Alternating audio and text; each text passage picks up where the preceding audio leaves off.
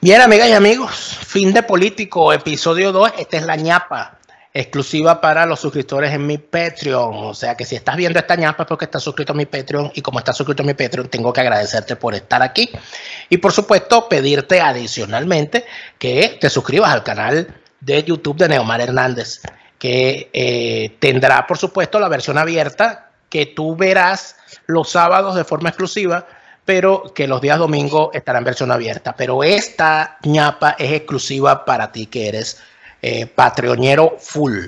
Los suscritos exclusivamente al plan patreonero full son los que tienen acceso a esta ñapa. Fíjate, Neomar, que el episodio de hoy está dedicado a la corrupción. O mejor dicho, es la famosa frase: con mi corrupto no te metas. No, el corrupto no es ese. El mío no, el tuyo es el que es corrupto. Este es amigo mío. Corrupto, aquel es el corrupto. Ellos roban, pero hacen. Ellos roban, pero hacen. Y él no hizo nada. ¿Qué vas a decir tú si ese que está ahí? Entonces, bueno, es una cosa un poquito difícil manejarse a veces en esto, ¿no? Pero entonces la gran pregunta es: ¿hay corrupción en el gobierno interino? ¿Hay señales? ¿Hay problemas? ¿Hay situaciones? Etcétera. Bueno, yo creo que lo primero que hay que decir es que el gobierno interino no es un grupo de extraterrestres.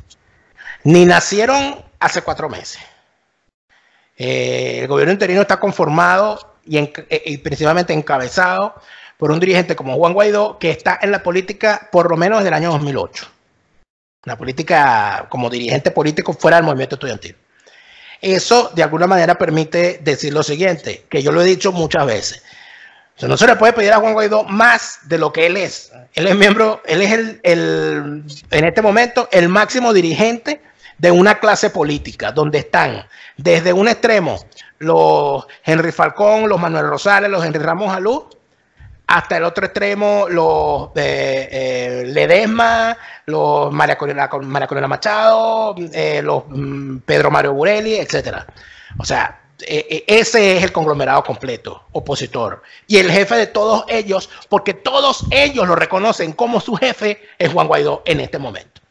Entonces, partiendo de allí, hay que decir que si Juan Guaidó es el jefe de ese grupo, todo lo que ocurre en ese grupo vincula a Juan Guaidó, ¿no?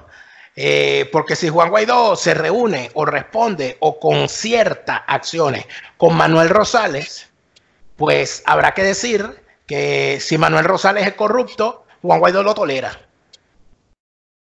Por lo menos, ¿no? Pero está el tema, Daniel, de que se dice que es que, acuérdate que el gobierno, sí, claro, está bien, pero acuérdate que como se dice que el gobierno de Guaidó está sustentado sobre el tema de la Asamblea Nacional, y en la Asamblea Nacional, por aquellas viejas argucias de las maquetas y las negociaciones, en el año 2015 las diputaciones las repartieron, o sea, los puestos que llaman salidores, los repartieron entre partidos que ya estaban sobre representados, como el Nuevo Tiempo, como Acción Democrática inclusive, y que partidos que en realidad tenían, o se supone que tenían mayor aceptación, como 20, como Voluntad Popular y como la propia Primera Justicia, tuvieron menos diputados que el Nuevo Tiempo y que AD.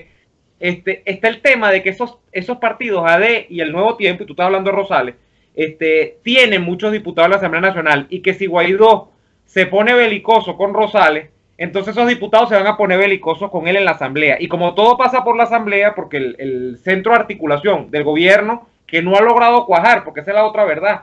Guaidó es presidente desde el plano de la legitimidad, desde el plano del reconocimiento internacional. Ahora, para usted ser presidente, usted tiene que tener cómo cuajar el gobierno internamente. Pero se supone que como él es presidente debido a los apoyos parlamentarios, entonces él tiene que maniobrar con eso. Eso es lo que dice mucha gente. Pero está bien. Trata de explicar por qué Guaidó no se deslastra de Rosales, no se deslastra de Ramos Alú, etcétera. Está bien, pero el mecanismo de sobrerepresentación o de argucia política o de malos manejos que llevó a el partido de Manuel Rosales a tener el número de diputados que tiene, y a Henry Ramos Alú a ser diputado, y a todos los demás personajes cuestionados y cuestionables a estar dentro de la Asamblea Nacional, es el mismo mecanismo gracias al cual Juan Guaidó es diputado, porque él también entró gracias a un arreglo, no ganó una primaria, y claro, es diputado, es presidente de la Asamblea Nacional y presidente del gobierno interino. Entonces, ya partiendo de allí hay que decir que si hay un sector corrupto de la oposición y ese sector corrupto sumó sus votos para llevar a Juan Guaidó a presidente interino, estimado amigo, o sea, no hay mucho más que decir allí, ¿no? O sea, evidentemente, sí, pero, está claro. Fíjate, la preocupación que tiene la gente ¿es corrupto Juan Guaidó? O sea, Juan Guaidó ¿es una diferencia o es un punto de quiebre con respecto a la tendencia que se ha visto en otros políticos? Y me refiero nuevamente, Manuel Rosales, que no se explica cómo, bueno, por supuesto, estuvo preso, estuvo en el exilio, pero luego de estar preso, y hay muchas sospechas sobre eso, por ejemplo, adoptó unas posiciones sumamente electoralistas, unas posiciones sumamente dialogantes, lo cual uno puede correlacionarlo entonces con que lo dejaron en libertad o le quitaron la persecución, de acuerdo a un comportamiento que se esperaba de él luego. Y es que fuese una parte de una oposición, lo que llaman leal, oposición leal o oposición que no amenaza realmente al poder. Está el tema de Capriles, que Capriles todavía no se ha aclarado cuál es el tema con Odebrecht. A Capriles le molesta muchísimo que le saquen eso. Y entonces la gente dice, y Ramos Alú, por supuesto, bueno, todas las vinculaciones familiares y además una historia que, bueno, que es como una historia de 40 años en la política, o 50 quizás. Entonces, bueno, quien tiene 50 años en la política venezolana, que ha sido tan corrupta por mucho tiempo, no se puede esperar que sea un angelito caído del cielo. Entonces, lo que dice la gente es, Guaidó es un tipo joven, Guaidó no tiene bienes de fortuna, Guaidó viene de La Guaira incluso, es paisano tuyo. Entonces dice, ¿será que Guaidó también es de este grupo? ¿O Guaidó sí se puede decir que es un tipo que por lo menos hasta ahora no es corrupto? Bueno, mira, yo siento que conozco un poco a Juan Guaidó y a su entorno y a su actividad política, porque me correspondió y coincidí con él cuando yo era activista político en el estado Vargas. Y yo nunca he tenido a Juan Guaidó como una persona corrupta.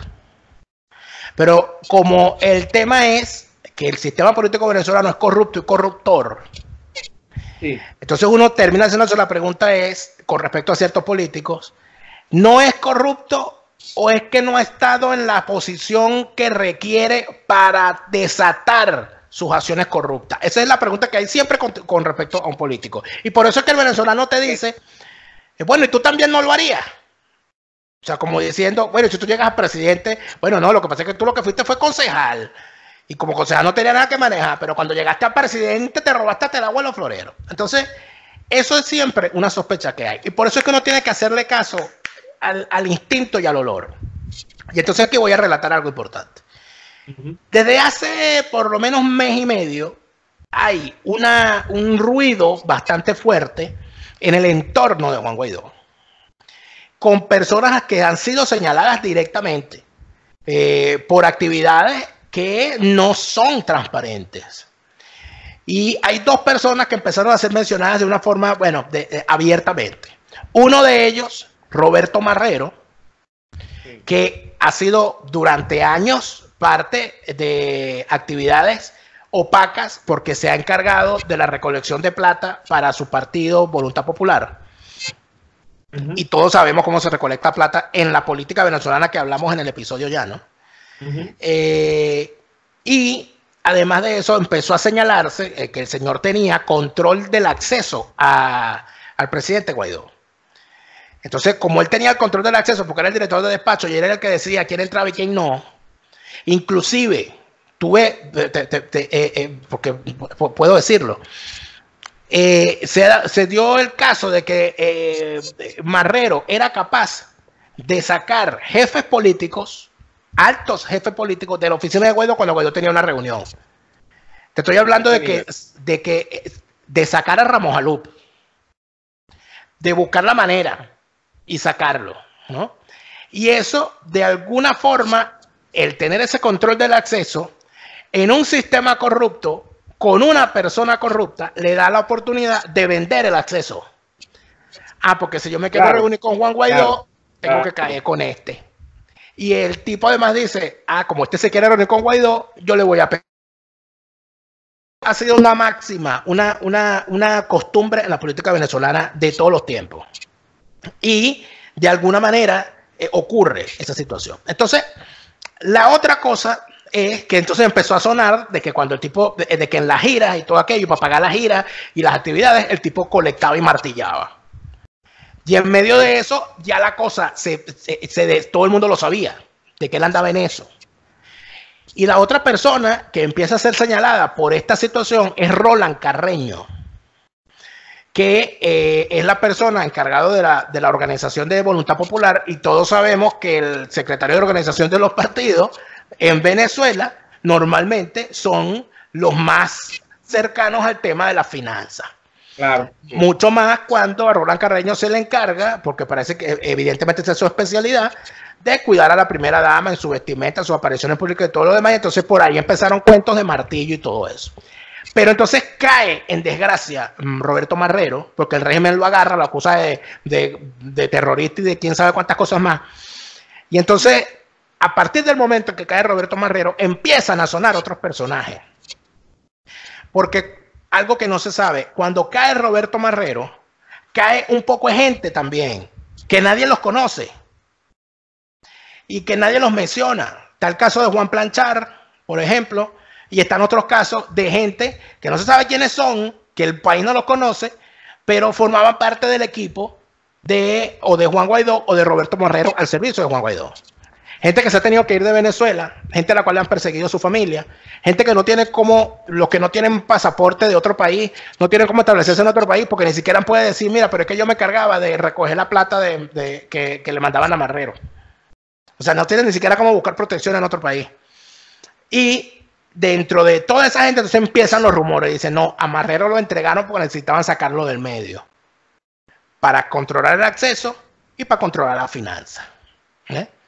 Y entonces es cuando empiezan a echar para la calle el nombre de Gustavo Guaidó, que es el hermano menor de Juan Guaidó, que está en la política también con Juan desde siempre, y que en determinado momento se unió al equipo de Enrique Capriles Radón, que él era uno de los más cercanos del entorno de Capriles, de su asistencia y todo aquello. Por ahí lo han mencionado en el caso de Brecht, diciendo, por ahí salieron una de las redes sociales, de que él estuvo en el caso de Brecht. Yo no creo que él haya tenido el nivel en el equipo de Capriles en ese momento para estar manejando el caso de Brecht. O sea, él no estaba ahí. Allí estaban otros. Allí estaba este muchacho Briquet, y allí estaban ¿cómo se llama? Oscar López. O sea, por ahí no estaba Gustavo Guaidó, que yo sepa. Entonces empieza a sonar Gustavo Guaidó por ahí. Empiezan a decir, mira, este tipo anda martillando, empiezan a surgir cosas. Y entonces sale el nombre de otro personaje llamado Juan Víctor Salcedo Márquez, que es primo hermano de Juan Guaidó Márquez. Y también es de Vargas, y también yo lo conozco porque también está en la política desde el 2008. Ellos eran un equipo, ellos iban para arriba y para abajo todo el tiempo. Entonces empieza a sonar, bueno, que estos son los que están martillando, y estos ahora son los que recogen la plata.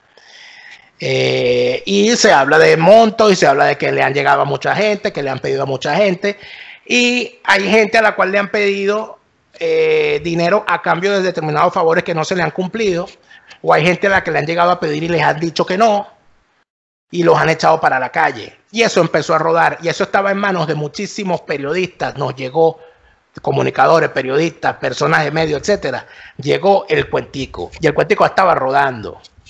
Por supuesto, peligro. En mi caso, yo a lo que me dediqué fue a investigar, porque yo sé cómo se utilizan, porque esa es la otra, que como en Venezuela no se investiga la corrupción, como la corrupción es tan opaca y como las sospechas son generalizadas, si yo quiero lo que Neomar tiene, para sacar a Neomar del medio, yo digo que Neomar es corrupto. Claro. Y lo echo a rodar en las redes, y entonces, ahí está. Y como nadie investiga, queda el velo de corrupción sobre Neomar, sin serlo. Entonces, yo sí me dediqué a investigar un buen rato, largo, y le pregunté a otros profesionales. ¿A qué llegaste? Le pregunté a profesionales del periodismo de investigación, y llego a que en marzo del 2019, el primo hermano de Juan Guaidó registra una compañía en Londres llamada Fondo de Inversiones para el Desarrollo de Venezuela, FIVENDES, y esa empresa tiene unas cuentas bancarias en Sudáfrica, que es un sistema financiero muy opaco, y en esas cuentas esas cuentas tenían rato rodando por allí porque supuestamente el hermano de Juan Guaidó decía, mire, los reales me los depositas en esta cuenta. Y la cuenta es de esa compañía. Entonces, cuando tú revisas, tú dices, ajá, pero el primo de Juan Guaidó estaba viviendo en Boston. Y tú sabes dónde trabajaba él desde que llegó a Boston. Era portero en el Fenwick Park. Imagínate tú. En el estadio. Un trabajador más. Un inmigrante más trabajando en lo que de vigilante, de portero en un estadio. Y de repente apareces tú cuando tu primo hermano llega a presidente interino como accionista de una compañía constituida en Londres con cuentas en Sudáfrica. Y un fondo de inversiones. Entonces, ajá. Pero entonces donde yo todo lo pongo en duda, porque bueno, pero es que de repente el tipo en realidad es economista, no sé, y se constituye algo y todo aquello. O sea, no, el hecho de que haya constituido una compañía que se constituye en Londres con 100 libras no lo hace necesariamente corrupto. Bueno, y puede forzar, el hecho de que tenga unas cuentas en otro país tampoco lo hace corrupto. Bueno, está bien, todo eso, sí, está bien. Pero aquí donde vamos a esto, Neomar, cuando tú revisas los otros accionistas, te encuentras con un tipo como Germán Rivero Vázquez. Y Germán Rivero Vázquez está señalado desde hace muchos años como parte del entramado financiero que utiliza el señor Wilmer Ruperti para sus distintas actividades de financiamiento de actividades políticas. Okay. Entonces, yo puedo querer mucho a Neomar Hernández, pero yo sé dónde vive Neomar Hernández y sé a qué se dedica. Como socio de Wilmer Ruperti, por poner un ejemplo, en determinada parte, yo empiezo a hacerme preguntas. Yo lo que hice en mis redes sociales fue hacer esas preguntas, decir, bueno, ¿cómo lograron estos muchachos esto? Y obtuve una respuesta directa de Juan Guaidó, que a los pocos minutos de yo haber escrito esto en Twitter me escribió a mi WhatsApp para reclamarme, diciéndome que él no esperaba eso de mí, que todo aquello, tal y todo lo demás. Unas reclamaciones personales que de verdad me parece fuera de lugar. Yo lo que le dije fue, estimado señor presidente, si no es verdad lo que está en los documentos, no lo que yo digo, lo que está en los documentos, desmiéntanlo. Ahora yo le digo una cosa, revise bien. Y si es verdad, desmárquese, que todavía tiene tiempo. Por supuesto, hay unas consideraciones, yo no voy aquí a hacer infidencia, pero eso principalmente Juan Guaidó lo negó. Okay. Y reclamó que eso salga. Pero sé que hay... pero, al menos tomó nota de lo que tú estabas señalando. Y respondió. Por lo menos me respondió a mí en privado. Ojalá que si eso es verdad, que ojalá no lo sea. Muy bien, qué bueno. Pero ojalá que si eso es verdad, bueno, se desmarque. Porque aquí caemos en lo mismo, Daniel, y tenemos que ir terminando el video, sí, porque yo todavía, verdad, me tengo que ir. No, la ñapa es cortica. Bueno, se nos fue la ñapa larguísima, pero bueno, sí, es importante porque está dando una información que es muy sensible. Pero caemos en lo mismo, Daniel. Tú me estás echando este cuento y me lo estás echando en primicia porque yo no lo sabía. Caemos en que empresarios, tipos que tienen $1 por aquí, $1 por allá, en un país donde no hay billetes y donde los partidos por la vía normal no captan billetes, ven $100 pegados y se vuelven locos. Y te pueden comprar voluntades, pero a granel. Y se pueden volver locos cualquier cantidad de dirigentes por 4 lochas. Ese yo creo que es el gran resumen de todo esto. Es una tendencia, Daniel. Y de eso se han dado cuenta tipos oscuros como Wilmer Ruperti, que son el típico financista que pone varios huevos en varias canastas a la vez. O sea, el tipo agarra y pone en todos lados. Tú alguna vez creo que me dijiste, Wilmer Ruperti es un tipo que juega al caos. Y es eso. El tipo manipula a los dirigentes políticos de oposición, del gobierno, hasta de una vaina que él ha creado, la tercera vía. Porque recuerda bien que esos candidatos sacados de la chistera del mago, eso lo hizo Wilmer Ruperti con varios personajes. Claudio Fermín lo ha puesto en una cosa que se ha dicho que es muy cercano a él, que lo lanzaba en el medio, ¿no? Porque esto es una opción de ruptura. Imagínate tú, Claudio Fermín. No, y te doy un dato. Cuando está rompiendo y no termina de romper. Y ojo, y te doy un dato. Recientemente Wilmer Ruperti evaluó la posibilidad de presentarse él como candidato presidencial en unas eventuales elecciones. Ya lo descartó. Porque este es uno de los señores del dinero que como tiene billete, que ha hecho de manera, que lo hizo por cierto con el chavismo, porque Wilmer Ruperti es rico a partir de Chávez y después del paro petrolero. Es de Vargas también es de Vargas. Bueno, pues como tú dices, de Vargas no salió nada bueno. José María Vargas, Pedro Elías Gutiérrez, Armando Reverón y Carlos Zulede, ahí para acá. Y José Manuel Olivares, mira, esos tipos son tipos que juegan a eso, entonces prácticamente juegan ajedrez con los políticos porque como tienen una locha más, tienen unos realitos más, entonces hacen lo que le da la gana con esos reales. Pero bueno, se nos acabó esto. Se nos acabó el tiempo y nosotros esperamos hablar en el siguiente episodio y en la siguiente ñapa de mucho más. Muchas gracias por haber estado allí. Sigan suscribiéndose al canal de Neomar Hernández, sigan por supuesto suscribiéndose a ese Patreon y estamos siempre en nuestras redes sociales, @delaraf, @neoadolfo y de lunes a viernes de 4 a 5 de la tarde en Y Así Nos Va en Radio Caracas Radio en su canal de YouTube. Muchísimas gracias por habernos acompañado y será hasta la próxima.